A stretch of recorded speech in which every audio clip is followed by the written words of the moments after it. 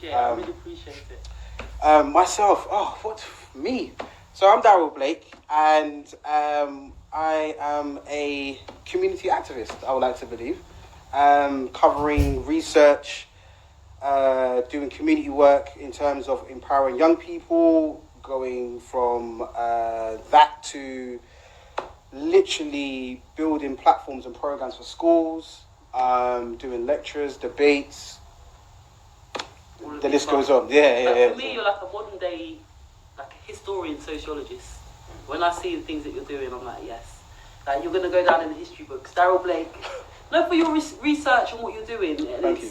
I'm really, really, really pleased to have you, and I'm so proud of you every single time I see you. How did you get into what you were doing? Because I've known you for, well, I don't know, probably a good few years now. Yeah. But you went through music. Right. And then I would see, I think the first clip I saw of you was one of those clips that went viral of you talking about investing in black business. And you're outside the hair shop. Yeah. I think Golden Touch in Forest Gate, Yeah, Golden Touch. I think I've got that clip. Technician, if you can, could you load that up and maybe we can watch that shortly? But I saw that and I was like, hey, that's my Darrel there. And it was like, I think you're basically calling people to invest in black business, and that's when I started seeing the other things that you were doing. So how did you get into it? All right. So I grew up on music. My dad's he's a collector. I grew up on like rare groove, lovers rock, roots, culture, everything. And funk. Yeah. So my mum's side, that's the soca side. That's the yeah. Flying fish and cool. But yeah. So my dad he brought me up on music, but he implemented a bit of consciousness with it as well. Yeah. And it was mainly through reggae that pioneered my mindset. But I didn't really think anything of it. I just thought my dad's teaching me something. That's it. Can I just get money for trainers? That was it. That was kind of but I had it in my head anyway. And I can say the time where I started to really look at the world differently, not even on a black conscious level, was my auntie who made me do a fast. I was 14 at the time, and she kind of persuaded me to do a fast. And I did it. She's Hebrew woman. Yeah. So back then I was like, can black people be Jewish? I didn't even think that. So when she was Hebrew, I was like, okay, interested. Shall I do a fast? Do an atonement fast. And after I did the fast, my life sort of changed, where I started to question things a lot. And because I was so young at the time, I had no one to go to. It was at that age, when you're year 9 going into year 10, you don't really want to be talking about anything other than the most common topics, because you're seen as a weirdo or whatever. So I just kept myself to myself. There's only one guy who, a Muslim friend of mine named Ali, who he was the one that he gave me a sheet of paper to read, and it was about Illuminati, and I was like, what's that about? He's like, you need to read this, it's deep. I was like, okay. And I read it. I was like, okay. And then my brothers maybe watched a documentary about it, and then they was talking about weird stuff like shapeshifters, and I was like, oh my God. So I'm 15 mindset. Yes, they're reptiles. Do people blink that way? I was like, wow.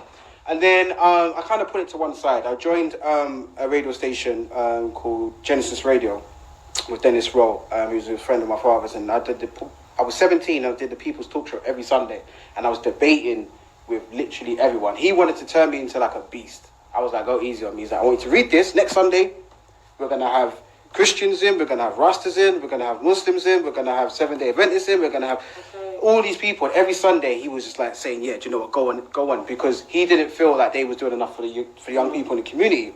And he's like, you're the future, you're young, so go for it.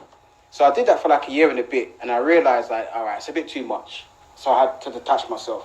And I was like, let me get into music properly and start doing it professionally. Because I was always listening to music, I wasn't DJing. And then through DJing, I kind of built my name, built a platform. But I got to a point where I was like, I haven't really touched on myself and culture. So let me just do a little post, about, celebrate black women, black. That was it. And then it got a lot of likes. I was like, wow. But then I got a DM from someone, and it said, thank you for speaking to us. Thank you for your opinion and your voice. I was like, wow. So I started to do it more, and I realized do you know what? Like, there are people who want to hear things from someone who's in the industry, who's got a platform, and he's ready to take that risk. Because I was playing, well, still do, but house music. So that's a European-dominated industry. So if I put out a post saying, yeah, black love, black power, everything great, love Africa, and a promoter's like, I want to see what his social media page is saying. Oh! Yeah, we will book him another time. But I didn't really care. And actually, it played in my favour because they respected me. I was like, yeah, this is my opinion, but how's it going, Dave? You all right? Yeah, what's going on, Bill? Yeah. So it worked out for me, sort of thing. But you're doing so much. You've been to the House of Parliament. Mm-hmm. You've been lecturing at, like, Cambridge. Yeah, I've done a debate at Cambridge. It was about Commonwealth. Okay. And it was like, does the Commonwealth, basically in a nutshell, does the Commonwealth still have value and is it important today? So I believe I was the first black man or black person to debate Commonwealth at Cambridge University. Wow. Incredible. Thank you. Yeah. Brilliant. And then my son, the school put him on a program. There's some mentoring program. I thought, what kind of program is this? Like, they could put him on, and then came to the school. Lo and behold, it was you. So you're actually in schools working with young people, and I think your level of knowledge and consciousness and what you speak about, I think, is so amazing to actually hear someone out there in the mainstream saying the things you're saying. Like, I saw a post on your Instagram. I can't remember what her name is now, and you were talking about, for example, mental health. If someone's got mental health, there's a plan. If someone it's basically saying, like, and I'm sure you know this as well, with mental health, so for example, if someone's an alcoholic, they can go to an AA meeting. There's a 12-step program. If someone is taking drugs, substance abuse, cool, there's a program in place for them to kind of cope.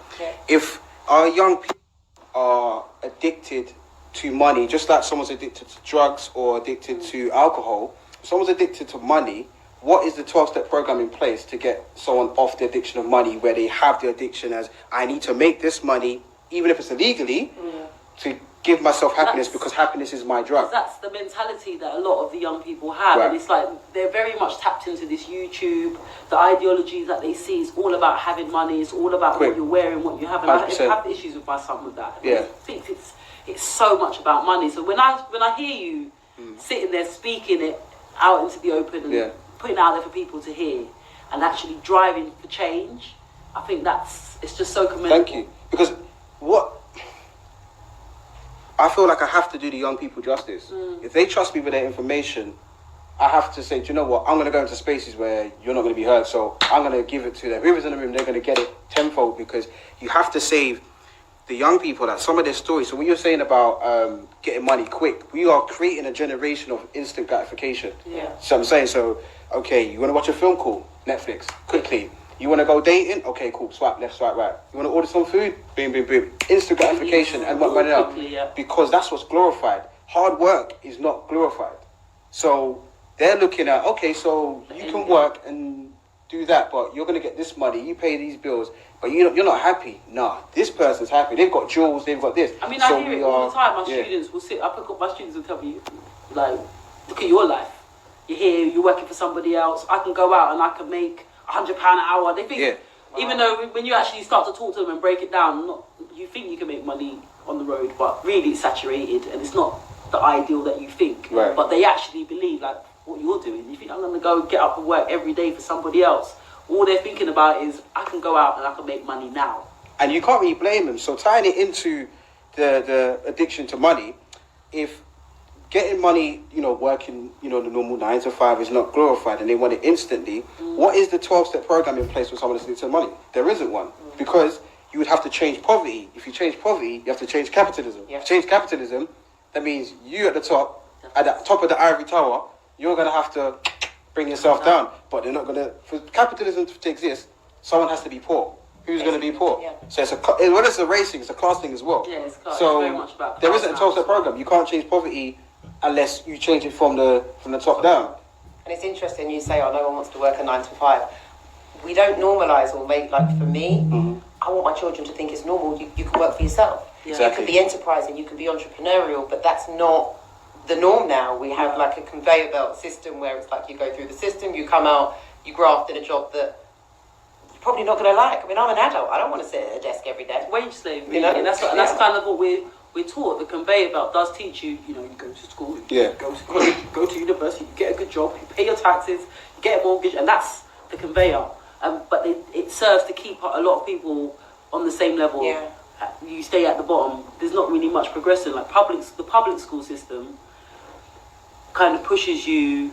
Is it private? I always get mixed up. Private schools, they kind of push you to be leaders, whereas state schools, they kind of recreate people who are on that mediocre level. Yeah, and they're just preparing you for the wider world to go and basically help someone else's business. Yes. So yeah, private schools they're good. I mean, it's got its flaws, but private school's good. But it's pricey. But saying that, it's averagely it's about 22,000 to send a child to private school a year. It's about 34 to 35,000 to send someone to prison for a year. Yeah. So what would you rather do? Spend less money and send a child to private, or send them to prison? I think it's a no-brainer. It's a no-brainer. So yeah. And you're also about to release a documentary. Yeah. So can we load up that documentary, please? Get that ready for us, technician. So tell us a bit about your documentary that's coming out. Yes, I've got a documentary coming out called The Dole Test, The Birth of Self-Hate. Now, it's based upon a 1940s experiment that was done by Kenneth and Mamie Clark, where they wanted to bring about a notion of... Okay, wait, hold on. I think this comes to clip. Oh. This experiment will look into how today's black children in Britain see race in relation to good and bad, and also how they subliminally see themselves. Have we overlooked the minds of the youth? Have we unconsciously painted the image of beauty in the eyes of the young? Does colorism exist amongst black children? These are the questions I want you to think about when watching the following. The Dole Test, The Birth of Self-Hate.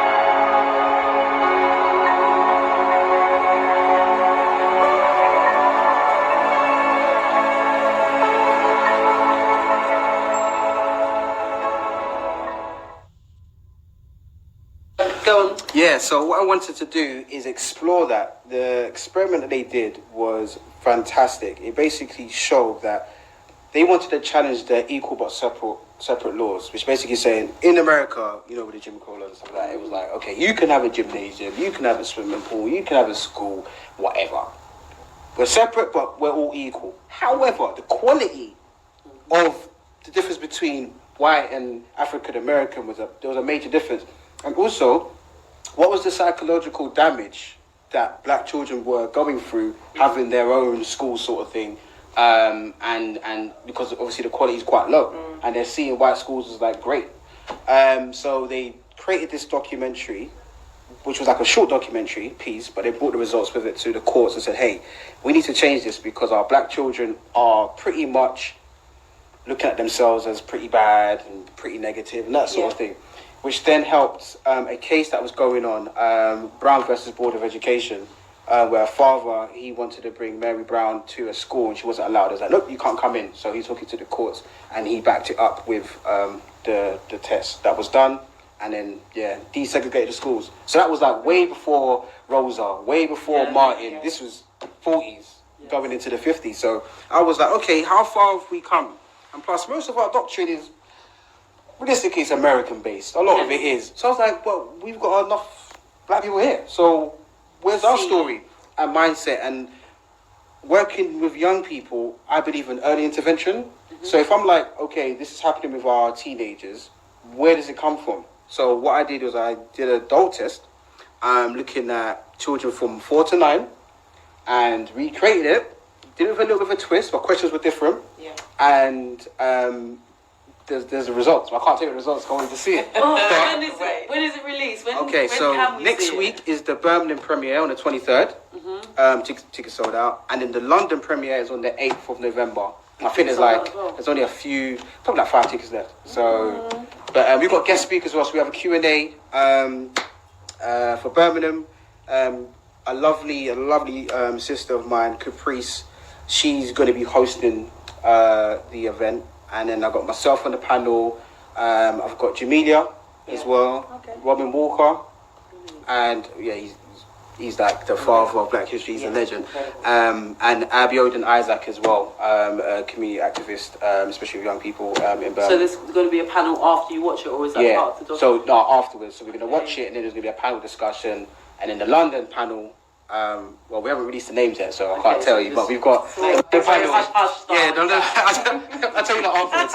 But but it's broken out to 3 parts. It's got a beginning, middle, and end. So you will see. But the beginning, like, I've only seen it once, and with the editing piece, and I was just like, wow. Well, maybe what we can do once it's released, you can come back, and then we can show you some parts of it, and we can talk about it. So I'd love to have you back. And I'm already feeling like the time. I'm looking at the time. The time's disappearing. Yeah, it's going quick. So I'd love to have you back. And we can look at it in a bit more detail because it's so interesting. I study sociology and my degree's in media and society, so I've always kind of been a bit of a sociologist. So that's why I'm so switched on by what you're doing, and I think it's so relevant. And we do need to think about how we see ourselves and where we are. And I see it working with the young people, the mentality and self-esteem, and there's so many issues.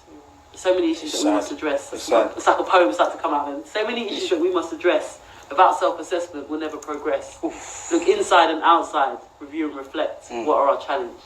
What are our challenges? Let us inspect. So you're fame with the spoken word.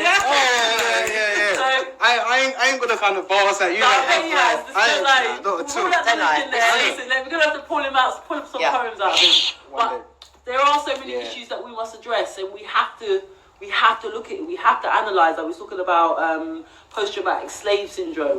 We have to lance the boil. We have to actually look at what the issues are so that we can move forward. There's no point in us brushing over them. We have to actually assess, look what's happening, and then see how we can move forward. And it's psychology, to echo what you're saying, is what the documentary, what I will be talking about is I have to be hard on guardians, parents, and say, look, our young people are literally facing things that we never experienced. Yeah, 100%. And especially with the doctrine of like self-hate, crazy. They might, so there's something called delayed onset of illness, where something could happen to you and then later on it will affect you. Some young people are affected at such a young age, like 4. And then 14, 10 years later, it starts to come out. You're thinking, where? Why then? Because we didn't harbour and say, let's explore that. When we're young, we think, just leave them with YouTube, it's fine. Just leave them with BBC. From an early age, and the thing is, we live in a technology world where babies, straight away, the phone's in front of them. And they're feeding into it. And it's like, another part from that same poem is, don't let the matrix of YouTube TV be defining factors in your child's mentality. But you can get baby bouncers with holders for iPads now. Yeah? That's what I mean. Anyway, that's a whole other show. We're gonna have to move over. I'm excited to move over to you, but we are gonna run out of time. Obviously, we could speak to you for the whole night, but I want to get over to our wonderful, wonderful Miss Yankee. So.